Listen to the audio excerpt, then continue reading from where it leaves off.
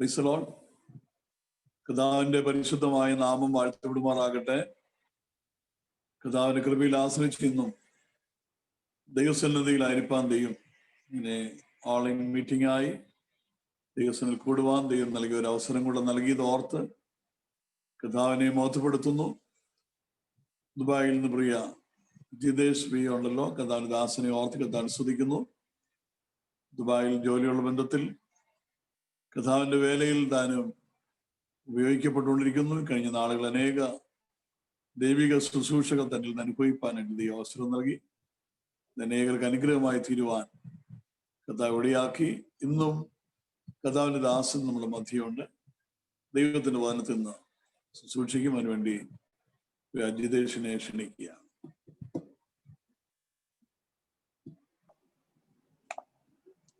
കർത്താവിന്റെ അതിപരിശുദ്ധമായ നാമം വാഴ്ത്തപ്പെടുമാറാകട്ടെ.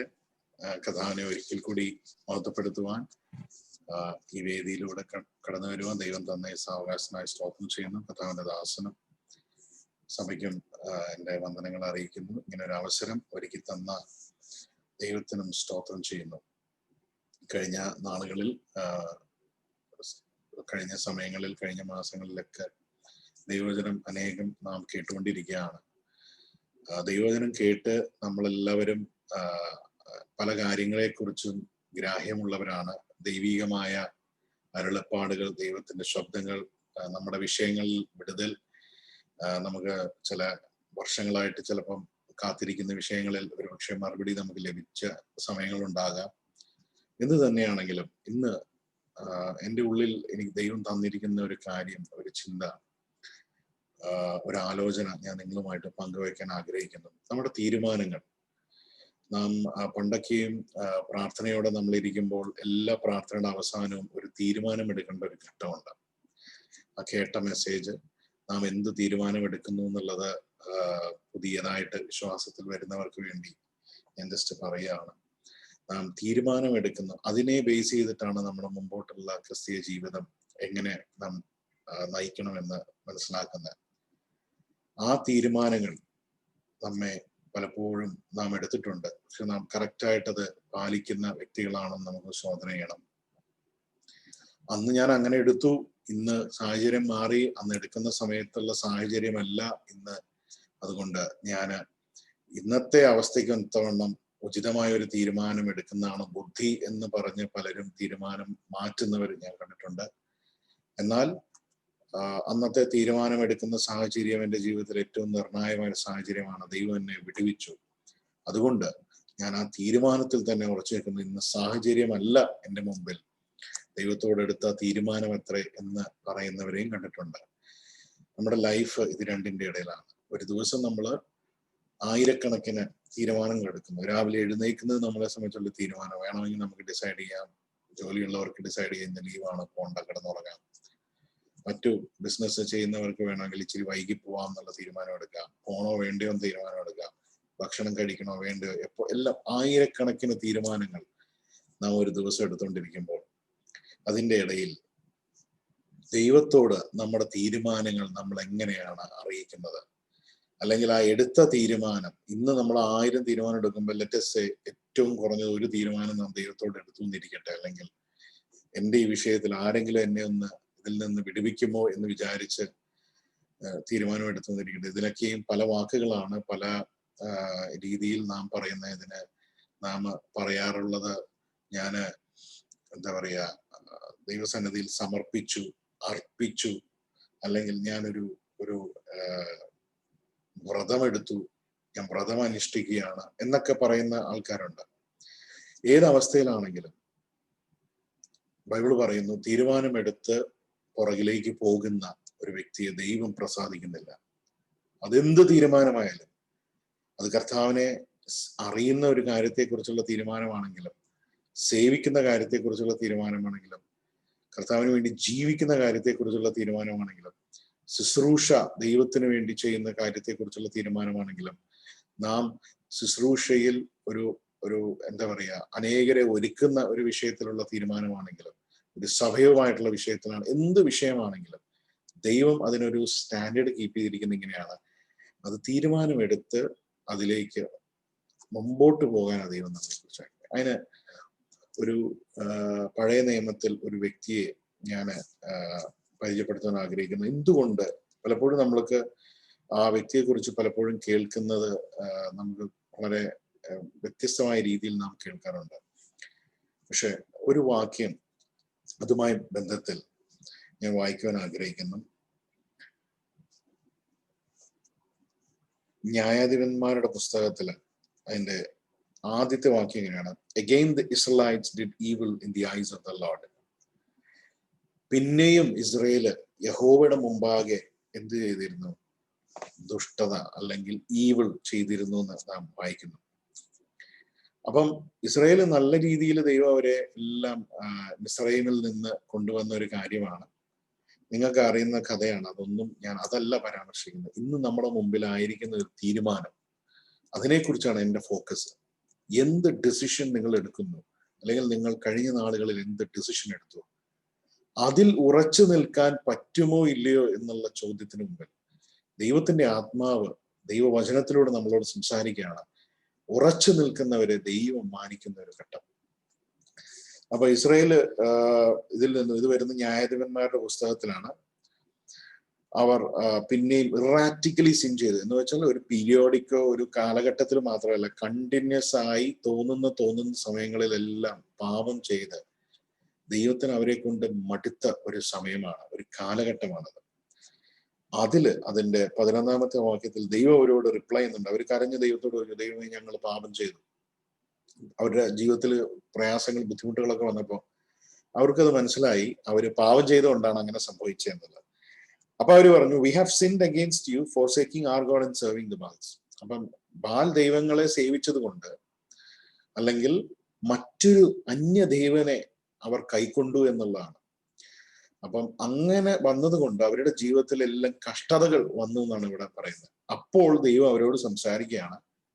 അതിന്റെ 10-ാം ന്യായാധിപന്മാരുടെ പുസ്തകം 10-ാം അധ്യായത്തിന്റെ 11-ാം വാക്യത്തിൽ ഇങ്ങനെയാണ്: The Lord replied, when the Egyptians and the Amorites and the Amorites and the Ammonites, the Philistines, the Sidonites, the Amalekites and the Moabites oppressed you and you cried out to me for help, did I not save you from their hands? ഞാൻ നേരത്തെ ഈ പറയുന്നവരെല്ലാം ആക്രമിച്ചപ്പോ ഞാൻ നിങ്ങളെ രക്ഷിച്ചതല്ലേ? പക്ഷെ നിങ്ങൾ പിന്നെയും എന്ത് ചെയ്തു? മടങ്ങിപ്പോയി. പിന്നെയും തീരുമാനം മാറ്റി. ദൈവമാണ് രക്ഷിച്ച്, അല്ലെങ്കിൽ ദൈവം എനിക്ക് ഈ ഒരു ഉപകാരം ചെയ്തു, അല്ലെങ്കിൽ ദൈവം ഞങ്ങളെ വിടുവിച്ചു എന്നുള്ളത് മറന്ന് പിന്നെയും പഴയതിലേക്ക് നിങ്ങൾ മടങ്ങിപ്പോയി.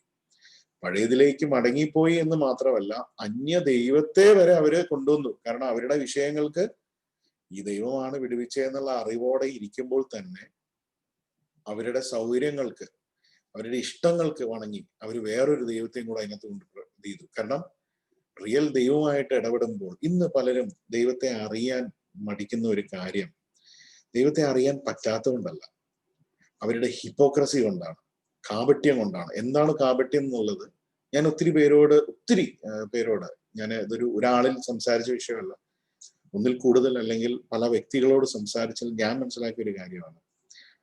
അവർ ചെയ്യുന്ന ലൈഫിലെ രഹസ്യമായിട്ടും പരസ്യമായും ചെയ്യുന്ന പാപങ്ങൾക്ക് ഒരു ഫുൾ സ്റ്റോപ്പ് ഇട്ട് അത് മാറ്റി ഉപേക്ഷിക്കാൻ തയ്യാറല്ല. അത് തയ്യാറല്ലാതെ ഇരിക്കുന്ന സമയത്ത് അതിന് മുന്നോടിയായി അതിന് എന്താ പറയാ, ഒരു പ്രയാസം വരണ്ട, അല്ലെങ്കിൽ അവരുടെ ആ ജീവിത ശൈലിക്ക്, പാപകരമായ അല്ലെങ്കിൽ ദൈവികമല്ലാത്ത ഒരു ജീവിത ശൈലിക്ക് ഒരു പ്രയാസം വരാതിരിക്കാൻ വേണ്ടി ഒരു മൂടുപടം, ഒരു ഹിപ്പോക്രറ്റിക്കൽ ആറ്റിറ്റ്യൂഡാണ് അവർ വെക്കുന്നത്.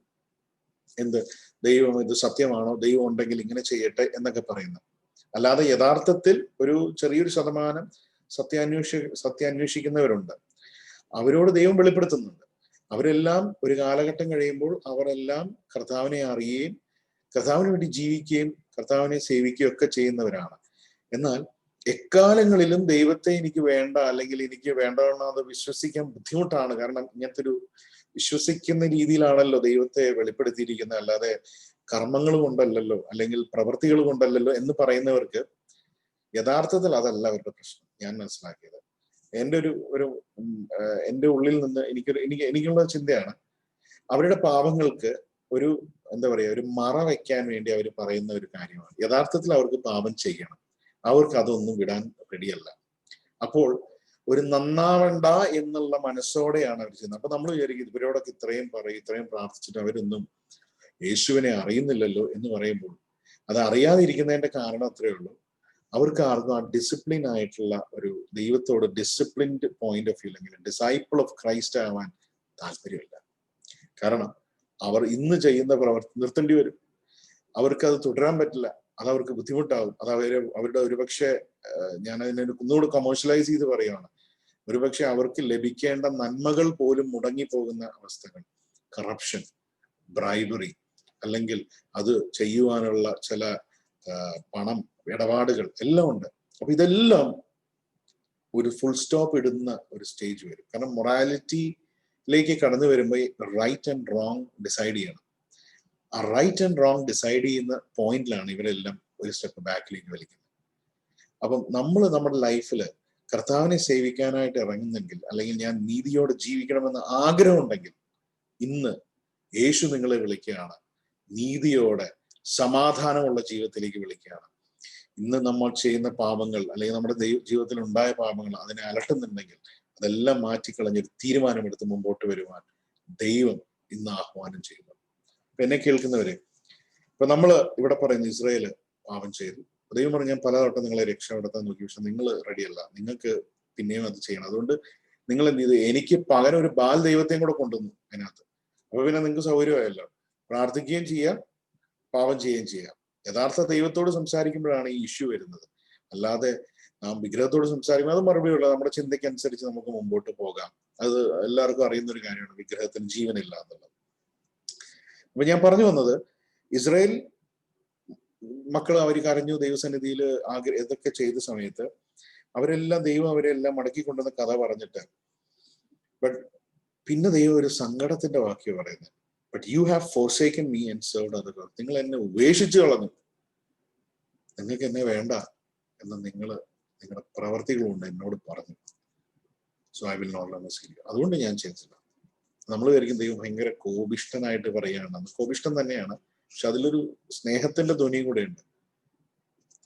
മാതാപിതാക്കൾ മക്കളോട് പറയും നീ ചെയ്തല്ലോ, ഞാൻ നിന്നെ ഒന്നും ഹെൽപ്പ് ചെയ്യത്തില്ല. പക്ഷെ അവർക്ക് ഹെൽപ്പ് ചെയ്യണമെന്നുണ്ട്, പക്ഷെ അത് പഠിക്കാൻ വേണ്ടി, അവർ ചെയ്ത തെറ്റെന്തെന്ന് മനസ്സിലാക്കാൻ വേണ്ടി, തിരിച്ചറിയാൻ വേണ്ടി ദൈവം ഈ കഷ്ടതയിൽ ഇടുകയാണ്. ഇപ്പൊ നമ്മുടെ ജോലി എന്താന്ന് വെച്ചാൽ, ജോലിയല്ല, നമ്മള് ചിന്തിക്കേണ്ട ഒരു കാര്യം ഇത്രയേ ഉള്ളൂ, ഞാൻ എവിടെയാണ് തെറ്റിപ്പോയത്, ഞാൻ എവിടെയാണ് പിന്നോക്കം പോയത്, ഞാൻ എവിടെയാണ് ദൈവത്തിൽ നിന്ന് അകന്നു പോയത്.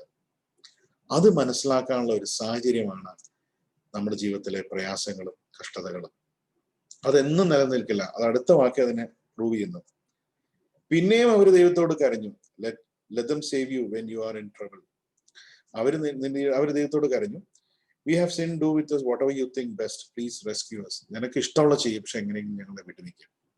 ഇത് പറഞ്ഞ ഉടനെ ദൈവത്തിന്റെ ഒരു സ്വഭാവം പെട്ടെന്ന് ഇനീഷ്യേറ്റ് ചെയ്യാണ്.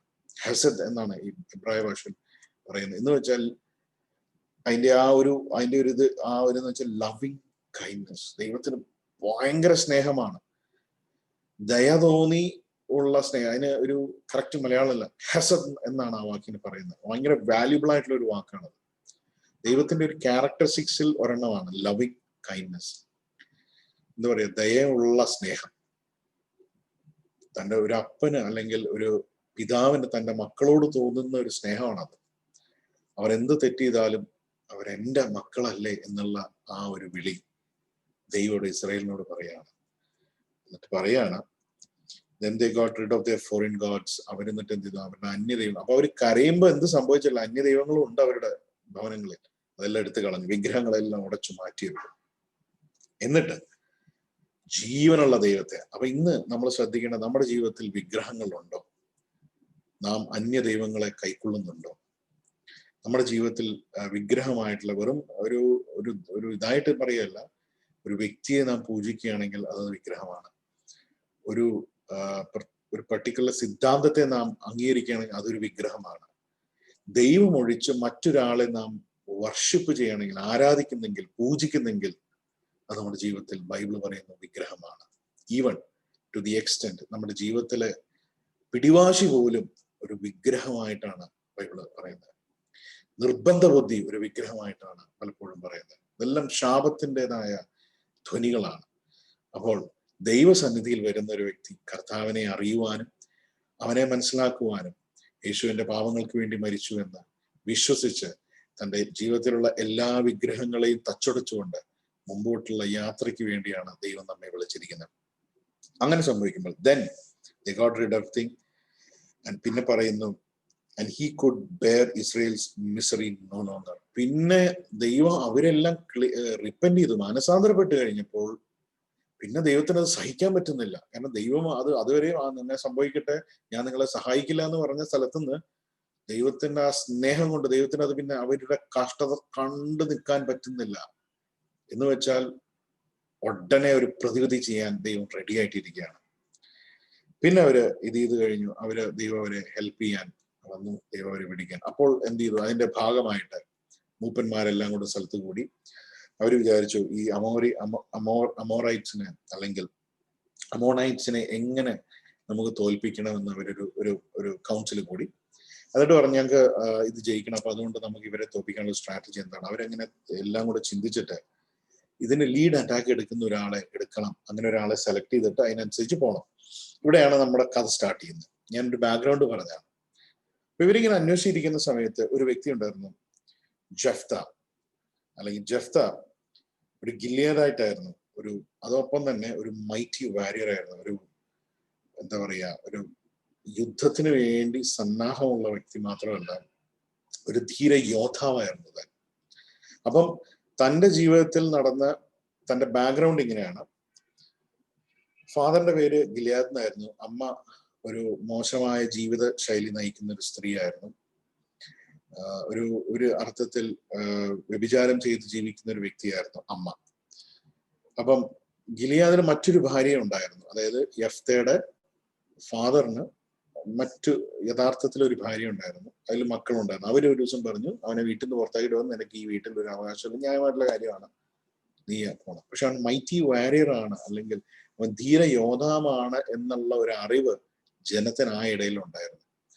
അതിനുശേഷം അവൻ പോയി, അവൻ മറ്റു സ്ഥലങ്ങളിൽ പോയി, അവൻ കൂട്ടുകെട്ടുകളിലൊക്കെ മാറിപ്പോയെങ്കിലും ഈ ഇസ്രായേലിന്റെ മൂപ്പന്മാര് വന്നിട്ട് അവന്റെ കൂടെ എടുത്തിട്ട് ഒരു കാര്യം പറയാണ്, നീ ഞങ്ങളെ ലീഡ് ചെയ്യാൻ വേണം, ഈ ഒരു യുദ്ധം അവരുമായിട്ട് നമ്മളെ ഞെരുക്കി കൊല്ലുകയാണ്, അതുകൊണ്ട് നമ്മുടെ തെറ്റുകൾ കൊണ്ട് സംഭവിച്ചു, പക്ഷെ നമ്മൾ ഏറ്റു പറഞ്ഞു, ഇനി എനിക്ക് തോന്നുന്നു ദൈവം നമ്മെ വിടുവിക്കുമെന്ന്, അതുകൊണ്ട് ഒരു യുദ്ധത്തിൽ നീ വേണം കംപ്ലീറ്റ് ലീഡ് എടുക്കാൻ, അല്ലെങ്കിൽ ഈ യുദ്ധം കാര്യങ്ങൾ ചെയ്യാൻ നീ വേണം എന്ന് പറയാണ്.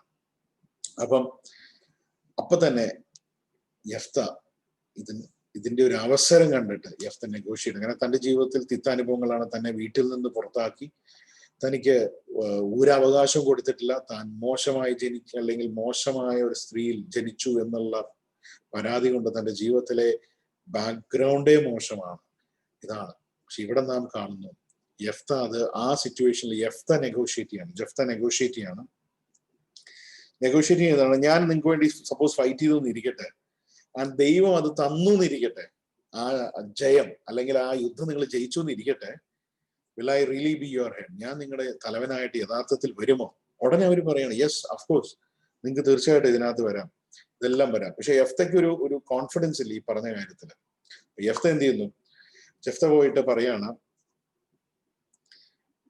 ഈ കാര്യങ്ങളെല്ലാം അവരെ കമാൻഡ് ചെയ്യുന്ന വിഷയങ്ങളെല്ലാം മിസ്പേയിൽ വെച്ചിട്ട് ദൈവത്തോട് പറയാണ്. മിസ്പേൽ എന്ന് വെച്ചാൽ യാക്കോബ് ദൈവത്തോടുള്ള ഉടമ്പടി ചെയ്ത സ്ഥലങ്ങൾ എന്നൊക്കെയാണ് അർത്ഥം. അപ്പം ഇവിടെ ഒരു ഉടമ്പടി ചെയ്താൽ ദൈവം കേൾക്കും എന്നുള്ള ധാരണയിൽ ജെഫ്ത പോയിട്ട് ദൈവത്തോട് ഈ പറഞ്ഞ വിഷയങ്ങൾ, ദൈവമേ അവരെന്നെ ഇങ്ങനെ ജയിച്ചാൽ ഇങ്ങനെ ആക്കാം എന്നൊക്കെ പറഞ്ഞു, അതുകൊണ്ട് ഞാൻ അങ്ങനെ ചെയ്യാൻ പോകുന്നു, അപ്രകാരമാണ് ഞാൻ ഇവരുടെ ഹെഡായിട്ട് വരാൻ പോകുന്നത്, അതുകൊണ്ട് ഈ കാര്യങ്ങൾ ഞാൻ നെഗോഷിയേറ്റ് ചെയ്യാൻ പോകും, ഞാൻ ഈ ഉത്തരവാദിത്തം ഏറ്റെടുക്കാൻ പോകും എന്ന് പറഞ്ഞു. അതിന് ഫസ്റ്റ് താൻ ചെയ്തത് അതിന്റെ കാര്യങ്ങൾ. അപ്പൊ ഇത് പറഞ്ഞ ഉടനെ എന്ത് ചെയ്തു? ഈ മെസ്സഞ്ചേഴ്സ് എല്ലാം അയച്ചിട്ട് അത് താനെ ആ രാജാവ്, യുദ്ധം ചെയ്യാനുള്ള രാജാവ് പറഞ്ഞു, ഞങ്ങൾ യുദ്ധം ചെയ്യുമ്പോൾ നിങ്ങൾ ഞങ്ങളുടെ സ്ഥലങ്ങളെല്ലാം എടുത്തു. ജെഫ്ത വളരെ ഫെയർ ആയിട്ട് ഡീൽ ചെയ്യാണ്. അപ്പൊ ദൈവത്തിന്റെ വിസ്ഡത്തിൽ, ദൈവത്തിന്റെ ഇതിൽ ഞാൻ ഉടനെ യുദ്ധം ചെയ്യാൻ പോവുമല്ല. എന്നാ പിന്നെ ഇവര് പറഞ്ഞു, എന്നാ ഞാന് എന്താ പറയുക, യുദ്ധം ചെയ്യാം, പിന്നെ അങ്ങ് ജയിക്കാം എന്നല്ല, താൻ നെഗോഷിയേറ്റ് ചെയ്യണം. ഒരു എഴുത്തെഴുതുന്നു. ഞങ്ങൾ ഇസ്രായേലിൽ നിന്ന് കടന്നു വന്നപ്പോൾ ഞങ്ങള് കാദേശ് ഇവിടെ മരുഭൂമിയിലായിരുന്നു. ഞങ്ങൾ വളരെയധികം എന്താ പറയുക ബുദ്ധിമുട്ടി. മോയാബിയര് ക്യാമ്പ് ചെയ്യുന്ന സൈഡിൽ കൂടെ ഞങ്ങൾ കോട്ടയെന്ന് അവിടെ അന്നത്തെ രാജാവിനോട് ചോദിച്ചപ്പോൾ രാജാവ് അരുത്, പോകാൻ പറ്റില്ല എന്നാണ്. ഞങ്ങൾ മറ്റൊരു രാജാവിനോട് ചോദിച്ചു, അവർ വേണ്ടെന്ന് പറഞ്ഞു. ഞങ്ങൾ കുറെ ബുദ്ധിമുട്ടി. ഞങ്ങൾ അതിലൂടെ യാത്ര ചെയ്യുമ്പോഴെല്ലാം പലരും യുദ്ധം ചെയ്യാൻ വന്നു. പക്ഷെ ഞങ്ങൾ അവരെല്ലാം എന്താ പറയാ ഓവർകം ചെയ്തിട്ട് ഞാൻ ആ യുദ്ധത്തിൽ ജയിച്ചു. ഇതാണ് യെഫ്തയുടെ ഹിസ്റ്ററി. അല്ലെങ്കിൽ അതുകൊണ്ടാണ് ഈ സ്ഥലങ്ങളെല്ലാം ഇസ്രായേലിന്റെ ഭാഗത്തേക്ക് വന്നത്. അതുകൊണ്ട് നിങ്ങളിപ്പം വന്നിട്ട് ഈ സ്ഥലം ചോദിച്ചിട്ട് കാര്യമില്ല, നിങ്ങൾ അന്ന് അത് ചെയ്യണമായിരുന്നു. ഇന്ന് നിങ്ങൾ വന്നിട്ട് ഈ പ്രയാസങ്ങളും ബുദ്ധിമുട്ടുകളും പറഞ്ഞിട്ട് കാര്യമില്ല. നിങ്ങൾക്കൊരു ചാൻസ് ഉണ്ടായിരുന്ന ഒരു കാലം ഉണ്ടെങ്കിൽ സ്ഥലം എടുക്കാൻ, നിങ്ങൾ എടുത്തില്ല. ഇപ്പൊ നിങ്ങൾ വന്നാൽ നമുക്ക് തന്നെ നമ്മൾ ഓൾറെഡി സെറ്റിൽ ചെയ്ത് കഴിഞ്ഞ് ഒന്നും ചെയ്യാൻ പറ്റില്ല എന്ന് പറയാണ്. അപ്പം എന്നിട്ട് പറയാണ്, അതുകൊണ്ട് ദൈവം ഇത് ജഡ്ജ് ചെയ്യട്ടെ, ഇത് നിങ്ങൾ ഈ യുദ്ധം ചെയ്യുന്നത് ശരിയല്ല. Let the Lord the judge decide the dispute this day between the Israels and the Amorites. ഈ ഇസ്രായേൽസും അമോറൈറ്റ്സും തമ്മിലുള്ള യുദ്ധം ദൈവം ജഡ്ജ് ചെയ്യട്ടെ എന്ന് പറയാണ്. ഇവിടുന്നാണ് അപ്പൊ ആ രാജാവ് എന്ത് ചെയ്തു? ഇതൊന്നും കൂസലാക്കിയില്ല, ഇതൊന്നും മൈൻഡ് ചെയ്താതെ താൻ എന്ത് ചെയ്തു? നേരെ കയറി ആക്രമിക്കാൻ തീരുമാനിച്ചു. അപ്പോൾ തന്റെ വാക്കുകൾക്ക് ഒരു വില കൽപ്പിക്കുന്നില്ല എന്ന് ദൈവം ജെഫ്തയുടെ വാക്കുകൾക്ക് അമോണൈറ്റ് രാജാവ് വില കൽപ്പിക്കുന്നില്ല എന്ന് കണ്ടപ്പോൾ അതിന്റെ 29ാമത്തെ വാക്യത്തിലുണ്ട്, യഹോവയുടെ ആത്മാവ് വരുവാനിടയായി. ജെഫ്തയുടെ മേൽ ദൈവത്തിന്റെ ആത്മാവ് വസിക്കാനിടയായി. അപ്പം ഇപ്പൊ ജെഫ്ത ആളുകളുടെ അഭിപ്രായത്തോട് മാത്രമല്ല, ദൈവത്തിന്റെ ആത്മാവിന്റെ ശക്തി തന്റെ മേൽ വന്നു. ദൈവം തന്റെ സൈഡിൽ നിന്നു. അപ്പോൾ താൻ എന്ത് ചെയ്തു? ഈ കാര്യത്തെക്കുറിച്ച് മനസ്സയിലൂടെ കടന്ന് മിസ്പയിലേക്ക് താന് പോയി, ഗിലിയാദിലേക്ക് പോയി. പിന്നെ അമോണൈറ്റ്സിനെ ആക്രമിക്കാൻ വേണ്ടി താൻ പോയപ്പോൾ താൻ ഒരു തീരുമാനം ദൈവത്തോട് പറയാം, ഒരു ഉടമ്പടി ചെയ്യുവാണ്. അല്ലെങ്കിൽ ഒരു ദൈവത്തോടൊരു കണ്ടീഷൻ വെക്കുകയാണ്, ഒരു ഒരു ഉടമ്പടി, അല്ലെങ്കിൽ എന്താ ഒരു നേർച്ച താൻ പറയുകയാണ് ദൈവത്തോട്. ഈ അമോണൈറ്റ്സിനെ എന്റെ കയ്യിൽ തന്നാൽ എന്റെ ഡോറിലൂടെ വരുന്ന എന്താണോ അത് ഞാൻ യഹോവയ്ക്ക് സാക്രിഫൈസ് ചെയ്യും. വളരെ നിങ്ങൾ ശ്രദ്ധിച്ച് കേൾക്കണേ. ഇങ്ങനെ എഴുതിക്കണം, whatever comes out of the door of my house to meet me when I return after the war. ഞാൻ യുദ്ധം കഴിഞ്ഞ് തിരിച്ചു വരുമ്പോൾ എന്താണോ എന്നെ അഭിമുഖിച്ച് വരുന്നത് അത് ഞാൻ ഹോമയാഗമായിട്ട് അർപ്പിക്കാം, ബേൺഡ് ഓഫറിംഗ് ആയിട്ട് ഞാൻ അർപ്പിക്കാം. എന്നിട്ട് ജെഫ്ത അമോറൈറ്റ്സിനെ ഫൈറ്റ് ചെയ്യാൻ പോകുന്നു, ജയിക്കുന്നു. ജയിച്ചു കഴിഞ്ഞ് താൻ തിരിച്ച് മിസ്പയിലേക്ക് മടങ്ങി വരുന്ന സമയത്ത് താന് ഒരിക്കലും പ്രതീക്ഷിക്കാത്ത തൻ്റെ മകള് ഓടി വരികയാണ്. താൻ ഷോക്കായിരിക്കുകയാണ്.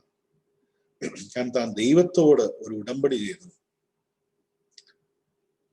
താന് യുദ്ധം കഴിഞ്ഞ് ജയിച്ചിട്ട് തിരിച്ചു വരികയാണെങ്കിൽ എന്താണോ ആദ്യം വരുന്നത് വീട്ടിന്റെ അകത്തുനിന്ന്, അത് ഞാൻ യഹോവയ്ക്ക് ഒരു ബേൺഡ് യാഗമായിട്ട് ഞാൻ സമർപ്പിക്കാം. തന്റെ ജീവിതത്തിൽ ഒരിക്കലും പ്രതീക്ഷയില്ല, പെട്ടെന്ന് തന്റെ മോള് കയറി വരികയാണ്. തൻ്റെ ഉള്ളിലെ ഷോക്ക് അടിച്ച് താൻ ഫ്രോസൺ ആയി പോയി. കാരണം തൻ്റെ ഉടമ്പടി തനിക്ക് ഓർമ്മ വന്നിട്ട് പറയാണ്, ഇത് ഞാൻ ചെയ്യണമല്ലോ ദൈവം, എൻ്റെ ജീവിതത്തിൽ ഇങ്ങനെ ഒരു പറ്റാനില്ല. ഞാൻ ഉടമ്പടി ചെയ്തു, പക്ഷെ ഇത് ഞാൻ ഒരിക്കലും പ്രതീക്ഷയില്ല എന്നുള്ള വാക്ക്. എന്ത് ചെയ്യണമെന്നറിയാതെ തൻ്റെ മകള് വന്ന് മകളോട് താൻ നിലവിളിച്ചു പറഞ്ഞു, ഞാനിങ്ങനെ യഹോവയോട് ചെയ്തു പോയി, എനിക്കത് മാറ്റാൻ പറ്റില്ല. തൻ്റെ മകള് വളരെ മനസ്സിലാക്കുന്ന പോലെ, എനിക്കറിയില്ല, പലപ്പോഴും നമ്മള് പാരന്റിങ്ങിനെ കുറിച്ചൊക്കെ ഇവിടെ ഞാൻ ചിന്തിക്കാനിടയായി. നമ്മുടെ മക്കള് ദൈവത്തോട് ഞാനൊരു ഉടമ്പടി ചെയ്തു എന്ന് പറയുമ്പോൾ അതിന് അനുകൂലമായി നിൽക്കുന്നവരാണോ പ്രതികൂലമായി നിൽക്കുന്നവരാണോ എന്ന് നാം പരിശോധിക്കണം. ഞാൻ എല്ലാവരെയും അങ്ങനെ പറയല്ല. എന്നാൽ മക്കളെ കർത്താവിന്റെ വചനത്തിലും അവരുടെ ഇതിലും ഭരിക്കാനുള്ള ഉത്തരവാദിത്വം ദൈവം നമുക്ക് തന്നിരിക്കുകയാണ്. ചില സമയങ്ങളിൽ അത് കോൾ ഫോർ ചെയ്യും, ചില സമയങ്ങളിൽ ദൈവം അത് ടെസ്റ്റ് ചെയ്യുക, അല്ലെങ്കിൽ ദൈവം അതിനെ എക്സ്പോസ് ചെയ്ത് കാണിക്കും. ഇതാണ് നീ എടുത്ത ഉടമ്പടി, ഇതാണ് നിന്റെ ഒറ്റ പുത്രിയേ ഉള്ളൂ, ഒറ്റ മകളേ ഉള്ളൂ, ആ മകളെ ഇത് ചെയ്യണം. അപ്പൊ നമ്മളിനി അതിനെ എങ്ങനെ അവതരിക്കും? ഞാനാണെങ്കിൽ എനിക്കത് ഒരിക്കലും അക്സെപ്റ്റ് ചെയ്യാൻ പറ്റില്ല. ഞാനത് നെഗോഷിയേറ്റ് ചെയ്യാൻ ശ്രമിക്കും ദൈവത്തോട്. അല്ലെങ്കിൽ എൻ്റെ മനസ്സിൽ ആകെയുള്ള ഒരു കുഞ്ഞ്, അബ്രഹാമിന്റെ കഥ നമുക്കറിയാം. അബ്രഹാം അത്രയും വിശ്വാസത്തിന്റെ സ്റ്റെപ്പ് എടുത്തുകൊണ്ട് അങ്ങനെ ചെയ്യാൻ പറ്റും. ഇവിടെ യെഫ്തെ അതേ സിറ്റുവേഷനിൽ വന്നിരിക്കുക. അതും ഒരാവശ്യമില്ല, ദൈവത്തിൽ നിന്നൊരു കണ്ടീഷൻ പറയാതെ.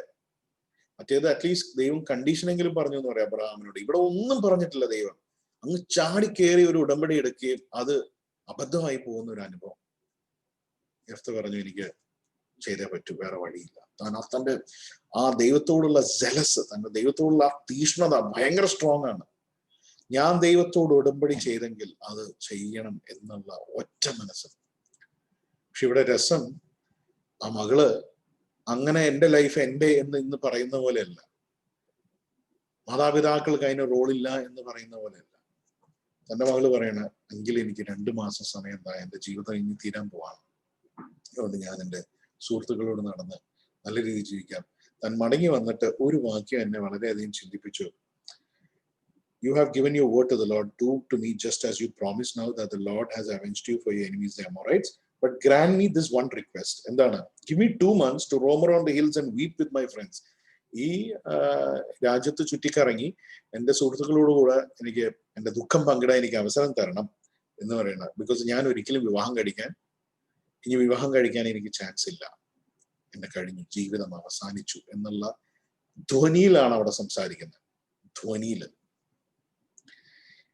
എന്നിട്ട് പറയണം അതിന്റെ 38ാമത്തെ വാക്യം, ജെഫ്ത പറയാണ്, you may go and he let Har go for 2 months. 2 മാസത്തേക്ക് കറങ്ങാൻ വന്നു. ഇന്നത്തെ പിള്ളേരെ നമ്മൾ 2 മാസത്തേക്ക് നിങ്ങളുടെ ജീവിതം കർത്താവിന് വേണ്ടി സമർപ്പിക്കുക, 2 മാസം എൻജോയ് ചെയ്തിട്ട് വന്നാൽ അവരെന്ത് ചെയ്യുമെന്ന് പേടിച്ചിരിക്കുന്ന മാതാപിതാക്കളാണ്. പക്ഷെ ജെഫ്ത നല്ല ഉറപ്പോടെ പറയാണ്, ഞാൻ എടുത്ത തീരുമാനത്തെ ഞാൻ ഉറച്ചു വെക്കുന്നു.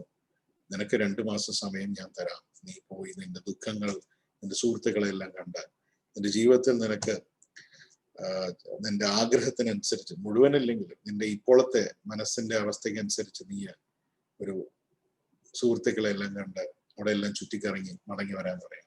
പക്ഷെ മടങ്ങി വന്ന സമയത്ത് നമ്മുടെ ഇന്നത്തെ കുഞ്ഞുങ്ങൾ എങ്ങനെയാണ് ബിഹേവ് ചെയ്യുന്നത് നമുക്ക് പ്രെഡിക്റ്റ് ചെയ്യാൻ പോലും പറ്റില്ല. അതുകൊണ്ടാണ് ഇവിടെ പാരന്റിങ്ങിന് ഇമ്പോർട്ടൻസ് ഉണ്ടെന്ന് ഞാൻ പറയുന്നത്. നമ്മള് അവരെ റിയൽ ദൈവഭക്തിയിലും ദൈവഭയത്തിലും വളർത്തണം എന്നുള്ളതാണ്. ഒരു എന്താ പറയാ, ഒരു പാട്ടുകാരന്റെ വീട്ടിൽ അവര് കുഞ്ഞുനാളിലെ ആ വ്യക്തിയെ പാട്ട് പഠിപ്പിക്കും. അങ്ങനെ പല നല്ല ഗായകരുടെ മക്കള് നന്നായി പാട്ട് പാടുന്നവർ വന്നിട്ടുണ്ട്, നമുക്ക് കാണാം. അപ്പം നമ്മള് അങ്ങനെ ചെയ്യണമെന്നാണ് എനിക്ക് മനസ്സിലാക്കാൻ കഴിഞ്ഞത്. കർത്താവിന്റെ ഭക്തിയിലും ദൈവഭയത്തിലും രണ്ടിലും നമ്മൾ ഈക്വൽ ഇമ്പോർട്ടൻസ് നൽകി യഥാർത്ഥ ഭക്തി എന്താണെന്നും യഥാർത്ഥ ദൈവഭയം എന്താണെന്നും നാം മനസ്സിലാക്കിച്ച് കുഞ്ഞുങ്ങളെ ചെറിയ നാളിലെ ട്രെയിൻ ചെയ്യണം. ആ ട്രെയിനിങ് ചില സമയങ്ങളിൽ ദൈവം കോൾ ഫോർ ചെയ്യുമ്പോൾ ട്രെയിനിങ് കിക്സ് ഇൻ. പിന്നെ അവർക്ക് അതിലേക്ക് മുമ്പോട്ട് പോകാൻ പറ്റും. അല്ലെങ്കിൽ അവർ ലോസ്റ്റ് ആയി പോകും, അവരുടെ വഷളാക്കപ്പെടുന്ന അനുഭവം. ഇവിടെ ഒരു വാക്യം എന്നെ വളരെയധികം പറയുന്നു. And she and her friends went into the hills and wept because she will never marry. അവൾ ഒരിക്കലും വിവാഹം കഴിക്കില്ല എന്നുള്ളതുകൊണ്ട് സുഹൃത്തുക്കളോട് പോയി ദുഃഖം പങ്കിടാനിടയായി. എന്റെ 39ാമത്തെ വാക്യം, ആഫ്റ്റർ ദ 2 months, 2 മാസങ്ങൾ കഴിഞ്ഞപ്പോൾ, she returned to her father and he did to her as he had vowed and she was a virgin. അവളൊരു കന്യകയായി തന്നെ മടങ്ങി വരാനിടയായി. ഇതൊരു വലിയ ചലഞ്ചാണ്. ഈ കാലഘട്ടങ്ങളിൽ നമ്മൾ മാതാപിതാക്കൾ വളരെയധികം ശ്രദ്ധിക്കേണ്ട ഒരു കാര്യമാണ്. നമ്മുടെ കുഞ്ഞുങ്ങൾ, നാം അവരെ ഒറ്റയ്ക്ക് വിടുമ്പോൾ അവർ എന്ത് ചെയ്യുന്നു നാം അറിയുന്നില്ല. നമുക്ക് ഒരുപക്ഷെ അവരെ മോണിറ്റർ ചെയ്യാൻ വേണ്ടി ക്യാമറയോ CCTV ക്യാമറ വെക്കുന്നവരുണ്ട്. അവരെ ഇന്റർനെറ്റിൽ പോകുമ്പോൾ അത് സർഫ് ചെയ്യുമ്പോൾ പാരന്റൽ ഗാർഡ് വെക്കുന്നവരുണ്ട്. നമ്മളെല്ലാം നമുക്ക് ചെയ്യാം. പക്ഷെ യഥാർത്ഥത്തിൽ അവർ അവരുടെ സുഹൃത്തുക്കളുടെ കൂടെ ആയിരിക്കുമ്പോൾ, അവരുടെ പീർസിന്റെ കൂടെ ആയിരിക്കുമ്പോൾ, അവരവരുടെ പീർ പ്രഷർ എങ്ങനെ മാനേജ് ചെയ്യുന്നെന്ന് നാം കുഞ്ഞുനാളിലെ പഠിപ്പിച്ചാലേ അവർക്ക് ഇത് ഹാൻഡിൽ ചെയ്യാൻ പറ്റുള്ളൂ. അല്ലെങ്കിൽ കുഞ്ഞുങ്ങൾ ഒരു പ്രായമെത്തുമ്പോൾ ഹൈലി ഇൻഫ്ലുവൻസ്ഡ് ആയിപ്പോൾ അവരുടെ ഫ്രണ്ട്സിന്റെ ഇൻഫ്ലുവൻസ് അവരെ അങ്ങ് ഭയങ്കരമായിട്ട് കയറും. പിന്നെ അതിൽ നിന്ന് പുറത്തു വരണമെങ്കിൽ ഒത്തിരി ബുദ്ധിമുട്ടാണ്. പക്ഷെ ഇവിടെ താൻ കന്യകയായിട്ട് തന്നെ മടങ്ങി വന്നു. കാരണം യഹോവയ്ക്ക് തന്നെ ആവശ്യമുണ്ട്, അല്ലെങ്കിൽ താൻ ഒരു യാഗ വസ്തുവാണെന്നുള്ള ബോധ്യം അവൾക്ക് എന്താണെന്ന് ക്ലിയർ ആയിട്ട് മനസ്സിലായി എന്നുള്ള അവിടെ കൂടുതൽ എക്സ്പ്ലനേഷൻ എഴുതിയിരിക്കുന്നതായിട്ട് കാണുന്നില്ല. സോ ജെഫ്ത ഒരു ഭക്തനായ മനുഷ്യനായിരുന്നു. തൻ്റെ മക്കളെ നല്ല രീതിയിൽ, മക്കളെ ഒറ്റ മോളേ ഉള്ളൂ, ആ ഒരു മോളെ നല്ല രീതിയിൽ എനിക്ക് വളർത്താൻ പറ്റി എന്നുള്ളത് നമ്മുടെ മുമ്പിൽ ഇന്നൊരു ദൃഷ്ടാന്തമായ ഒരു ചാലഞ്ചായിട്ട് നിൽക്കുകയാണ്. From this comes the Israel's tradition. Israel അതുകൊണ്ട് ആ ട്രഡീഷൻ ഫോളോ അപ്പ് ചെയ്യണം. എല്ലാ വർഷവും അവരുടെ യങ് വിമൻ 4 ദിവസത്തേക്ക് പുറത്തു പോയി മടങ്ങി വരുന്ന ഒരു അവസ്ഥ. ഇവിടെ നടന്ന ഒരു സംഭവത്തിൽ നിങ്ങൾ അതിന്റെ അവസാനമുണ്ട്. And he did to her as he had vowed. അവൻ അവളോട് ചെയ്തു, അവൻ തീരുമാനിച്ച പോലെ, അല്ലെങ്കിൽ ഉടമ്പടി ചെയ്ത പോലെ, അവൻ പ്രതിജ്ഞ ചെയ്ത പോലെ അതുപോലെ ചെയ്തു. ഇത് വായിക്കുമ്പോൾ നമുക്ക് തോന്നും സംഭവം കഴിഞ്ഞു എന്ന്. പക്ഷെ ഇവിടെ എനിക്ക് ഒരു ക്ലാരിറ്റി, ഞാൻ ഒത്തിരി പേര് പറയുന്നത് കേട്ടിട്ടുണ്ട്, അവൻ തന്റെ മകളെ കൊന്നു, അതുകൊണ്ട് അങ്ങനെ ഒറ്റയടിക്ക് പറഞ്ഞു തീരുമോ? ബൈബിള് വായിക്കുമ്പോൾ അങ്ങനെ തോന്നും നമുക്ക്. പക്ഷെ ഇവിടെയാണ് നമ്മൾ ഒരു പരിജ്ഞാനം, ദൈവവചനം നമ്മൾ ശ്രദ്ധിക്കേണ്ട കാര്യം. ഇത് പറയുമ്പോൾ നമ്മൾ ബേസിക്കലി ദൈവത്തിന്റെ ക്യാരക്ടറും കൂടെ ഇൻവോക്ക് ചെയ്യണം ഇതിനകത്ത്. ഒരു സാക്രിഫൈസ് ചെയ്തു എന്ന് നമ്മുടെ സൈഡിൽ നിന്ന് പറയുമ്പോൾ ഈസി, അവിടെ അങ്ങനെ എഴുതിയിരിക്കുന്നത്. അതിന്റെ 30-ാമത്തെ വാക്യം, and he did as he has vowed. അവൻ എന്ത് പ്രതിജ്ഞ ചെയ്തോ, എന്ത് ഉടമ്പടി ചെയ്തോ അതുപോലെ ചെയ്തു എന്ന്. എന്താണ്? ഞാൻ യാഗമായിട്ട് അർപ്പിക്കാന്നുണ്ട്. നമ്മൾ വിചാരിക്കും യാഗമായിട്ട് സംഭവം കുഞ്ഞിനെ സാക്രിഫൈസ് ചെയ്യാൻ കൊടുത്തു എന്നുള്ളത്. തെറ്റാണത്. ദൈവം ഫസ്റ്റ് ഓഫ് ഓൾ നമ്മൾ മനസ്സിലാക്കുന്നത്, ക്രിസ്ത്യൻ ഗോഡ് അല്ലെങ്കിൽ യഹോവ ഒരിക്കലും മനുഷ്യനെ സാക്രിഫൈസ് ആയിട്ട് എടുക്കുന്നില്ല. അത് ക്ലിയർ ആണ്. അതിനകത്ത് യാതൊരു തർക്കവുമില്ല. ദൈവം ഒരിക്കലും ആഗ്രഹം. അതിന് പറയുന്ന ഞാൻ 3 വാക്യങ്ങൾ അതൊന്നും ഉറപ്പിക്കാൻ വേണ്ടി. കാരണം ദൈവം അത് അംഗീകരിച്ചോ എന്ന് ചോദിക്കുന്ന ഒരു സിറ്റുവേഷൻ വരെ പലപ്പോഴും വരാം. ഇവിടെ വരുന്നൊരു കാര്യമാണ്, ദൈവം അങ്ങനെ ചെയ്യാൻ ആഗ്രഹിക്കുന്നില്ല. കാരണം ലേവ്യ പുസ്തകത്തിൽ വരുമ്പോഴാണ് അതിന്റെ ക്ലാരിറ്റി നമുക്കൊന്ന് കിട്ടുന്നത്. അതിന്റെ ലേവ്യ പുസ്തകം അതിന്റെ 27-ാം അധ്യായത്തില് അതിന്റെ 2-3 വാക്യങ്ങളിൽ ഇങ്ങനെ പറയുന്നുണ്ട്. ലേവ്യ പുസ്തകത്തില് യഹോവയ്ക്ക് തീരുമാനങ്ങൾ, ഉടമ്പടികൾ എടുക്കുമ്പോൾ എങ്ങനെയാണെന്നുള്ളതിനെ കുറിച്ചിട്ടുള്ള ഒരു ഡീറ്റെയിലിംഗ് അവിടെ കൊടുക്കുന്നുണ്ട്. അതിൽ 2 വാക്യങ്ങൾ വായിക്കാം. അതിന്റെ 2-ാമത്തെ വാക്യം, അതിന്റെ 27-ന്റെ ആദ്യം, the Lord said to Moses. മോശയോട് ദൈവം സംസാരിച്ചു. Speak to the Israels and say to them. Israel മക്കളോട് സംസാരിക്കുക. If anyone makes a special vow to dedicate a person to the Lord by giving the equivalent value, set the value of a male between so and so. ആരെങ്കിലും ഒരു വ്യക്തിയെ കർത്താവിന് വേണ്ടി dedicate ചെയ്യാൻ തീരുമാനിച്ചെങ്കിൽ, ഒരു മനുഷ്യനെ കൊണ്ട് യാഗം അർപ്പിക്കാൻ പറ്റില്ല, അങ്ങനെ തീരുമാനം അവരെടുത്തെങ്കിൽ അതിന് തക്കതായ ഒരു വില, ഒരു പണത്തിന്റെ വില യഹോവയ്ക്ക് അർപ്പിച്ചാൽ മതി, അതവിടെ തീരും എന്നാണ് പറയുന്നത്. ക്ലിയർ ആയിട്ട് പറയുന്നുണ്ട്. അതിന്റെ 28-ാമത്തെ വാക്യത്തിൽ ഇങ്ങനെയും പറയുന്നുണ്ട്, but nothing that a person owns and devotes to the Lord, whether a human being or an animal or a family land, may be sold or redeemed. Everything so devoted is most holy to the Lord. സ്ഥലമോ അല്ലെങ്കിൽ ഏതെങ്കിലും വ്യക്തികളോ അല്ലെങ്കിൽ ഒരു മൃഗമോ ദൈവത്തിന് വേണ്ടി അർപ്പിക്കപ്പെട്ടാൽ അത് കൊടുത്തിരിക്കണം, അത് ഡിസ്ട്രക്ഷന് വേണ്ടിയിട്ടുള്ളതാണ്. ഈ 2 വാക്യങ്ങൾ പെട്ടെന്ന് വായിക്കാൻ നമുക്ക് കൺഫ്യൂഷൻ ഉണ്ടാവും. യെസ്, എന്താണ് ദൈവം അത് ആഗ്രഹിക്കുന്നില്ല, അപ്പൊ യെഫ്ത പണം കൊടുത്ത് വിടുവെച്ചോ അല്ലെങ്കിൽ ഇല്ല. അപ്പം അതിന്റെ 28-ാമത്തെ വാക്യങ്ങൾ ഒന്നുകൂടി ക്ലാരിറ്റി എഴുതിയിട്ടുണ്ട്. ആരെങ്കിലും ഇങ്ങനെ ഒരു തീരുമാനം എടുത്താൽ യഹോവയ്ക്ക് വേണ്ടി ഫുൾ ടൈം ചെയ്യണം. അത് ബേസിക്കലി അമാലിക്കരെ കൊല്ലുന്ന വിഷയത്തിലൊക്കെ ദൈവം എടുത്തൊരു വാക്യമാണ്. ഞാൻ തീരുമാനിച്ചു അവര് മരിക്കണം, അവരുടെ ആട്, അവരുടെ സ്ഥലം, അവർ വ്യക്തികൾ, ആരും വേണ്ട. ദൈവം തീരുമാനിച്ചത്. ഷൗല് ചെയ്യാത്തതിന് ഷൗലിന് അത് പിന്നീട് പ്രയാസമായി. അതിന് ഹെസ്കിയ ചെയ്യേണ്ടി വന്നു. നമ്മൾ മുമ്പേ അത് കേട്ടിട്ടുണ്ട്. അപ്പൊ ഇവിടെ പറയുന്ന ഒരു thin line of theological argument ആണ്. നമ്മള് ഇത് പെട്ടെന്ന് വായിക്കുമ്പോൾ ദൈവം അത് അംഗീകരിച്ചല്ലോ, ദൈവം അങ്ങനെ കൊല്ലാൻ സമ്മതിച്ചോ എന്നൊക്കെ ചിന്തിക്കും. അവിടെ സമ്മതിച്ചല്ല, അവിടെ ഡെഡിക്കേഷൻ ചെയ്തു എന്നാണ് എബ്രായ ഭാഷയിൽ പറയുന്നത്. അതായത് ഞാൻ ഹോമയാഗം അർപ്പിക്കാം എന്ന് പറയുമ്പോൾ തന്റെ ഉള്ളിൽ ഒരിക്കലും ഒരു മനുഷ്യനെ യാഗം ചെയ്യുന്ന കാര്യത്തെക്കുറിച്ച് ചിന്തിച്ചിട്ട് പോലുമില്ല. യെഫ്ത മുമ്പ് എഴുതിയ എഴുത്തിൽ പോലും യഹോവ ചെയ്ത കാര്യങ്ങളെ കുറിച്ച് തിട്ടമായി പറയുന്നുണ്ട്. ഞങ്ങളിങ്ങനെ ഈ മിസ്രൈമിൽ നിന്ന് വന്ന സമയത്ത് ഇങ്ങനെയൊക്കെ ഉണ്ടായിരുന്നു. അപ്പൊ തനിക്ക് ചരിത്രം വളരെ ക്ലിയർ ആയിട്ട് അറിയാം, യാഗങ്ങളെ കുറിച്ചും വളരെ ക്ലിയർ ആണ്. അതുകൊണ്ടാണ് ഒരു തീരുമാനം എടുക്കുന്നത്.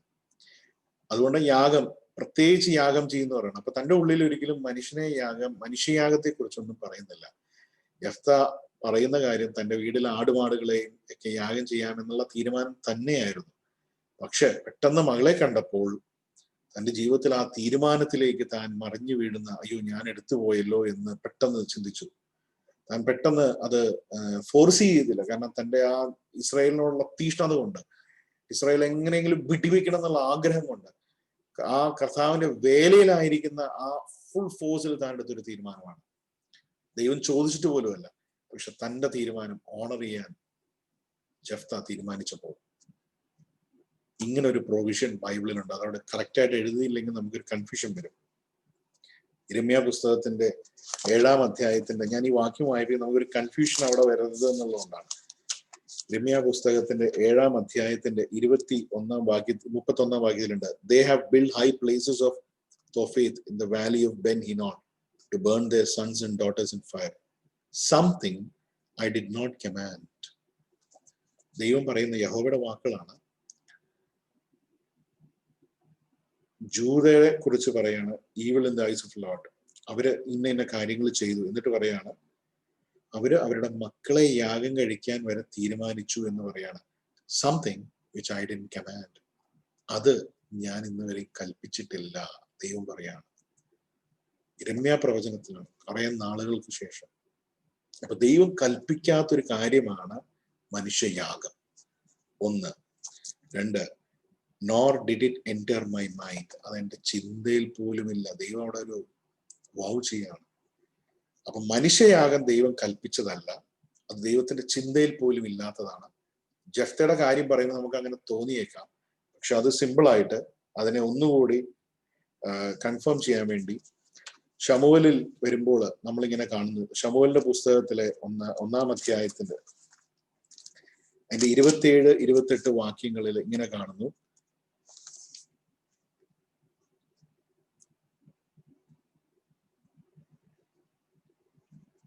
I prayed for the child and the Lord has granted me what I asked for him. So now I will give him to the Lord, for the whole life will be given over to the Lord. അപ്പൊ ശമൂവേലിന്റെ ജീവിതത്തെ ദൈവം എന്റെ പ്രാർത്ഥന, Hannah പ്രാർത്ഥിക്കുകയാണ്, ദൈവം എന്റെ പ്രാർത്ഥന കേട്ടു, അതുകൊണ്ട് ഞാൻ ദൈവത്തിന് വേണ്ടി ഇത് അർപ്പിക്കുന്നു, തന്റെ മുഴുവൻ ആയുസ് കർത്താവിന് വേണ്ടി അർപ്പിക്കുന്നു എന്നുള്ള. ജെഫ്തയുടെ ജീവിതത്തിൽ സംഭവിച്ച കാര്യം ഇത്രയേ ഉള്ളൂ. ജെഫ്ത തന്റെ മകളെ, ഒരുപക്ഷെ തനിക്ക് ആഗ്രഹം ഉണ്ടാവും, താൻ ഇതിന്റെ മൂപ്പനായി വന്ന് ഇസ്രായേൽ മക്കളെ മുമ്പോട്ട് നയിക്കുന്ന സമയത്ത് നല്ലൊരു ജീവിതം കൊടുക്കാന്നൊക്കെ തന്റെ ഉള്ളിലുണ്ടാവും. തനിക്ക് കിട്ടാതെ പോയ ബാല്യം, തനിക്ക് കിട്ടാതെ പോയ അവകാശങ്ങൾ എനിക്ക് ഒരു മൂപ്പൻ എന്നുള്ള നിലയ്ക്ക് ദൈവം തിരിച്ചു തന്നെങ്കിൽ ഞാൻ അത് തിരിച്ചു കൊടുക്കാമെന്ന് ഒരാഗ്രഹം ഉണ്ടായേക്കാം. അത് നഷ്ടപ്പെട്ടു പോയി. അതിനൊരു നിരാശ സംഭവിച്ചു. തനിക്ക് തന്റെ മകളെ യഹോവയ്ക്കായിട്ട് ജീവിതം മുഴുവൻ സമർപ്പിക്കേണ്ടതായിട്ട് വന്നു എന്നുള്ളതാണ് അവരുടെ ലോജിക്കൽ കൺക്ലൂഷൻ വേദപണ്ഡിതന്മാർ പറയുന്നത്. അതല്ലാതെ ഇങ്ങനൊരു കൺക്ലൂഷൻ ഇവിടെ വെക്കാൻ പറ്റില്ല. കാരണം ദൈവത്തിന്റെ സ്വഭാവം, ദൈവം യിരെമ്യാവിൽ പറഞ്ഞ് ഞാൻ അങ്ങനെ ചിന്തിക്കുന്ന പോലും ചെയ്യുന്നില്ല, ഞാൻ അതൊരിക്കലും കൽപ്പിച്ചിട്ട് പോലും ഇല്ല എന്ന് പറയുമ്പോൾ അത് യാഗമായിട്ട് അവർക്ക് സ്വന്തമായി ചെയ്യാൻ പറ്റില്ല. അത് ആലയത്തിൽ പോയി ചെയ്യണം. അന്നത്തെ സമയത്ത് ആലയത്തിലുള്ളവർക്ക് ക്ലീൻ ഡയറക്ഷൻ കൊടുത്തിരിക്കുന്നുണ്ട്, അവർക്കത് മനസ്സിലാക്കാനും ബുദ്ധിമുട്ടില്ലായിരുന്നു. അപ്പൊ ഇത് അവർ അക്സെപ്റ്റും ചെയ്യില്ല. അപ്പൊ സംഭവം ഇത്രയേ ഉള്ളൂ, അവിടെ കർത്താവിന്റെ വേലയ്ക്ക് വേണ്ടി സമർപ്പിച്ചു എന്നുള്ളതേ ഉള്ളൂ. ഇത് തന്റെ ജീവിതത്തിലെ വലിയൊരു ഭാഗമായിട്ട് അവിടെ ശമൂവേലിന്റെ പുസ്തകത്തിലും മറ്റു ഭാഗങ്ങളിലൊക്കെ എഴുതിയിട്ടുണ്ട്. ആലയത്തിന് മുമ്പാകെ ചില സ്ത്രീകളുണ്ട്, അവർ ഈ കാര്യങ്ങൾ ഇത് ചെയ്യാനും അതിന്റെ കാര്യങ്ങൾ ക്ലീൻ ചെയ്യാനൊക്കെ. അപ്പൊ ആ ഒരു സേവനം അത് ഫുൾ ആലയം ദാവീദിന്റെ സമയത്ത് അല്ലെങ്കിൽ ശലോമോന്റെ സമയത്താണ് അതിന്റെ ഫുൾ ഫ്ലെഡ്ജ്ഡ് ഒരു ഫങ്ഷനിങ് വരുന്നെങ്കിലും അതിനുവേണ്ടി കുറെ സ്ത്രീകളെ മാറ്റിവെച്ചു. അതിൽ ഒന്നായിട്ട് യെഫ്തയുടെ മകളെ കൊടുക്കേണ്ടി വന്നു എന്നാണ് നാം ചെയ്യുന്നത്. ഞാന് ഒരു വാക്യം കൂടെ, അത് കഴിഞ്ഞിട്ട് സംഭവിക്കുന്ന കാര്യം, അതിന്റെ മറ്റൊരു സൈഡിൽ അത് അങ്ങനെയല്ല എന്ന് തീരുമാനിക്കുന്ന ഒരു കാര്യമാണ്. അത് ഞാൻ അവസാനത്തോട് പറയാം. ഇപ്പോൾ തന്നെ നമുക്ക് ഒരു വാക്യം, 1-2 വാക്യം കൂടെ വായിച്ചെന്ന് പ്രാർത്ഥിക്കാൻ പോവാണ്. അത് കഴിഞ്ഞിട്ട് എന്ത് പറ്റി? എഫ്രൈമ്യര് യെഫ്തയുടെ എതിരെ കടന്നു വരാനിടയായി. യെഫ്ത ഇസ്രായേലിന് വേണ്ടി ജയം കൽപ്പിച്ചു. താൻ മൂപ്പനായിരിക്കുമ്പോൾ എഫ്രൈമ്യര് വന്നിട്ട് നീ ഞങ്ങളെ യുദ്ധത്തിന് കൊണ്ടുപോയില്ല, അതുകൊണ്ട് ഞാൻ നിങ്ങളായിട്ട് യുദ്ധം ചെയ്യണം എന്നൊക്കെ പറഞ്ഞു. അവരുടെ അസൂയക്കെതിരെ അന്നത്തെ ആ സിറ്റുവേഷനിൽ ഇസ്രയേല് ഗിഡിയനൈറ്റ്സ് അല്ലെങ്കിൽ ഗിലിയാഡൈറ്റ്സ് അന്നത്തെ ആ എഫ്രൈമ്യറിനെതിരെ അവരൊരു സിറ്റുവേഷൻ ഉണ്ടാക്കി. എഫ്രൈമർ ക്രോസ് ചെയ്ത് അല്ലെങ്കിൽ അതിനകത്ത് രക്ഷപ്പെട്ടവർ ക്രോസ് ചെയ്ത് പോകുമ്പോൾ അവർ ചോദിക്കും, നിങ്ങൾ എഫ്രൈമർ ആണോ? അവര് ആണെന്ന് പറഞ്ഞാൽ അവരെ കൊല്ലും. കാരണം അവർക്ക് ദേഷ്യത്തിലാണ് ആ സമയത്ത്, അസൂയ കൊണ്ട്. അല്ല എന്ന് പറഞ്ഞാണെങ്കിൽ അവരെ കൊണ്ട് പറയാം, എന്നാ പിന്നെ അല്ലെങ്കിൽ ഈ വാക്യം എന്ന് പറയും, ഷിഹി ബൊലേത്ത് എന്ന് പറഞ്ഞൊരു വാക്യം പറയാൻ പറയും. അവർക്കത് എച്ച് പ്രൊണൗൺസ് ചെയ്യാൻ ബുദ്ധിമുട്ടാണ് എഫ്രൈമർക്ക്. അവര് സിബി ബൊലേത്ത് എന്ന് പറയും. അതോടെ അവരെ പിടിക്കപ്പെടും, അവര് മരിക്കാൻ ഇടയായി തീരും. അങ്ങനെ ഏകദേശം 42,000 എഫ്രൈമർ അവിടെ വെച്ച് മരിക്കാൻ ഇടയായി. അതിൽ ഏറ്റവും രസകരമാണ് ഈ വാക്യം, ഈ ഷിഹി ബൊലേത്ത് എന്ന് പറഞ്ഞ വാക്യം ഇംഗ്ലീഷിൽ കടമെടുത്ത ഒരു വാക്യമാണ്. അതിന്റെ അർത്ഥം എത്രയേ ഉള്ളൂ? ചില കൂട്ടര്, അവര് പ്രത്യേക ഭാഷ സംസാരിക്കുന്ന കൂട്ടർ എന്നാണ് അതിന്റെ അർത്ഥം. നിങ്ങൾ ഇംഗ്ലീഷ് ഡിക്ഷണറി എടുത്തു നോക്കിയാൽ, അല്ലെങ്കിൽ ഇന്റർനെറ്റിൽ ടൈപ്പ് ചെയ്ത് നോക്കിയാൽ, ഈ ഷിബി ബൊലേത് എന്നുള്ള വാക്യത്തിന് ഇംഗ്ലീഷ് അർത്ഥമായിട്ട് വരാൻ അവരവിടുന്ന് എബ്രായ ഭാഷയിൽ നിന്ന് കടമെടുത്തൊരു വാക്യമാണ്. അത് ഇംഗ്ലീഷിൽ വരെ വരാനിടയായി. അതിന്റെ ഇമ്പോർട്ടൻസ് അവിടെയുണ്ട്. അതിന്റെ അവസാനം കൊണ്ട് ഞാൻ പറഞ്ഞു നിർത്താൻ ആഗ്രഹിക്കുന്ന, ജഫ്ത 6 വർഷമേ ഇസ്രായേലിനെ നയിച്ചുള്ളൂ. Jephthah led Israel 6 years. ഈ 6 വർഷം ചെയ്തു. ഇതിന് തൊട്ടു മുമ്പുള്ള 2 പേരുണ്ട്, തോല ആൻഡ് ജെയർ എന്ന് പറഞ്ഞ രാജാക്കന്മാര്. 23 22 വർഷവും അവര് ഇസ്രായേലിനെ ഭരിച്ചു. പക്ഷെ അവരെ കുറിച്ച് 2 ലൈൻ എഴുതിയിട്ടുള്ളൂ. 6 വർഷം ഭരിച്ചവനെ കുറിച്ച് ഒരു മുഴുവൻ 1.5 ചാപ്റ്റർ ഇവിടെ നാം രേഖപ്പെടുത്തിയിരിക്കുന്നു ബൈബിളിൽ. ഇതിൽ നിന്ന് നമുക്ക് ഇൻഫറൻസ് ചെയ്യാൻ പറ്റുന്ന ഒരു കാര്യത്തിലേ ഉള്ളൂ. കർത്താവിന് വേണ്ടിയിട്ടുള്ള സമയമല്ല ഇമ്പോർട്ടന്റ്, കർത്താവ് തരുന്ന സമയത്ത് നാം എന്ത് ചെയ്തു എന്നുള്ളതാണ്. ഇന്ന് ദൈവം നിങ്ങളെ ആഹ്വാനം ചെയ്യുന്നു. നിങ്ങൾ ഇന്ന് നിങ്ങളുടെ സമയം കർത്താവിന് വേണ്ടി ഉപയോഗിക്കുന്നുണ്ടോ? ഇന്ന് നിങ്ങളുടെ ആയുസ്, നിങ്ങളുടെ ജീവൻ കർത്താവിന് വേണ്ടി ഉപയോഗിക്കുന്നുണ്ടോ? ദൈവം എനിക്ക് ഇത്രയും വർഷം തന്നിരുന്നെങ്കിൽ അനേക കാര്യങ്ങൾ ചെയ്യാമായിരുന്നു എന്ന് പറയുന്നതല്ല. ദൈവം തന്ന ആയുസ്സും തന്ന കൃപയ്ക്കും ഒത്തവണ്ണം നാം കർത്താവിനെ വേണ്ടി തീരുമാനങ്ങൾ എടുത്ത് മുമ്പോട്ട് പോകുന്നുണ്ടോ എന്നുള്ള. ദൈവത്തിന്റെ ആത്മാവ് ജഫ്തയിൽ വന്നപ്പോൾ താൻ മുമ്പോട്ട് യുദ്ധം ചെയ്യാൻ പോയി, യുദ്ധം ചെയ്യിക്കാനിടയായി.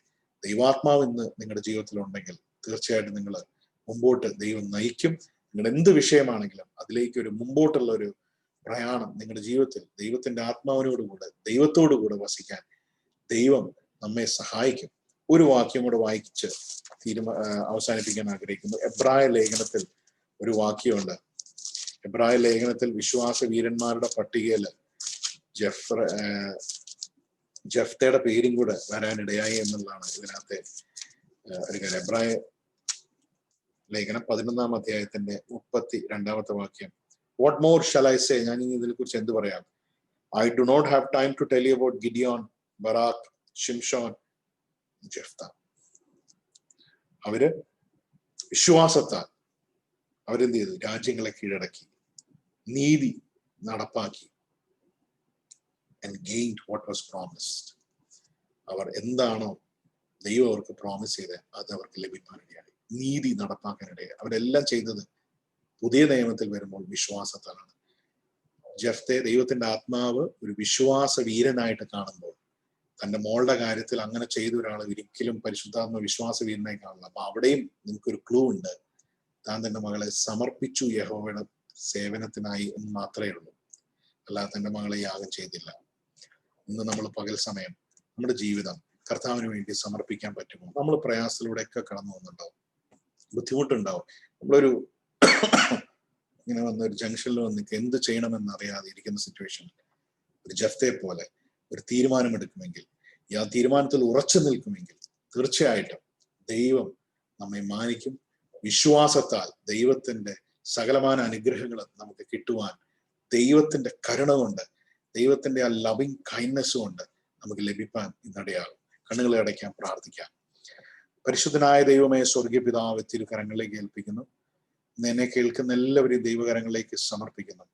ഞങ്ങളുടെ ജീവിതത്തില് തെറ്റുകൾ, കുറ്റങ്ങൾ, കുറവുകളൊക്കെ ഉണ്ട് കർത്താവ്. എങ്കിലും ദൈവം ഞങ്ങളെ സ്നേഹിക്കുന്ന ദൈവമാണെന്ന് കേൾക്കാനിടയാതനായ സ്തോത്രം. ഞങ്ങളുടെ ജീവിതത്തിലെ ഈ പ്രയാസവേളയിൽ, തീരുമാനമെടുക്കുന്ന ബുദ്ധിമുട്ടുക വേളയിൽ, എന്തു ചെയ്യണമെന്നറിയാതെ ഞങ്ങൾ ചിന്തിക്കുന്ന ഈ വേളയിൽ ദൈവത്തിന്റെ ആത്മാവ് ജഫ്തയുടെ ജീവിതത്തിൽ നടന്നതുപോലെ തീരുമാനത്തോടെ പരിശുദ്ധാത്മാവിന്റെ ശക്തിയോടെ മുന്നേറുവാൻ കർത്താവെ, അവരുടെ ഉടമ്പടികൾ, അത് നേർച്ചകൾ എല്ലാം ദൈവത്തോട് ചെയ്യുവാൻ, അതിന് നല്ലൊരു അന്ത്യം കുറിക്കുന്ന വിശ്വാസത്തിന്റെ വീരന്മാരുടെ പട്ടികയിൽ വരുന്ന രീതിയിൽ കർത്താവ് ജഫ്തയുടെ ജീവിതത്തിൽ നടന്നെങ്കിൽ ഞങ്ങളുടെ ജീവിതത്തിലും കർത്താവ് ഞങ്ങളുടെ വിശ്വാസത്തെ മാനിച്ച്, ഞങ്ങളുടെ ദൈവത്തോടുള്ള ആ സമർപ്പണം മാനിച്ച് കർത്താവ് ഞങ്ങളെ സഹായിക്കണമേ. ഞങ്ങൾ ഒരിക്കലും പിന്നോക്കം പോകാൻ ആഗ്രഹിക്കുന്നില്ല. എന്നെ കേൾക്കുന്ന എല്ലാവരെയും കർത്താവ് അനുഗ്രഹിക്കണമേ എന്ന് പ്രാർത്ഥിക്കുന്നു. ഒരു ജീവിതത്തിലെ എല്ലാ പ്രയാസങ്ങളും മാറി സ്വസ്ഥതയും സമാധാനമുള്ള ജീവിതം മുമ്പോട്ട് നയിക്കുവാൻ ദൈവം അവരെ സഹായിക്കണം. എടുത്ത തീരുമാനങ്ങൾ ഉറച്ചു നിൽപ്പാൻ ദൈവം ഞങ്ങളെ സഹായിക്കണമേ. പ്രാർത്ഥന യാചനകനായി സ്തോത്രം, യേശുവിൻ നാമത്തിൽ തന്നെ ആമേൻ.